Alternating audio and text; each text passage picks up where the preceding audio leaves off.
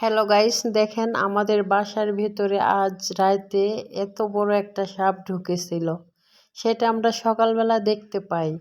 তারপর দেখেন কত বড় একটা সাপ। তারপর ৩-৪ জন মিলে এই সাপটাকে মেরে ফেলা হয়েছে। মেরে ফেলায় এখন রাস্তার মাঝখানে নিয়ে এসে দেখেন আমরা দুষ্টুমি করতেছি। সাপটা দেখেন লম্বায় অনেক বড় এবং মোটা। এরকম সাপ মানে দেখছেন কিনা জানি না, কিন্তু আমি জীবনের ফার্স্ট এরকম সাপ দেখতে পেলাম। প্রথম যখন দেখছি এত ভয় লাগছে, কি করব, যদি একটা ক্ষতি করতো।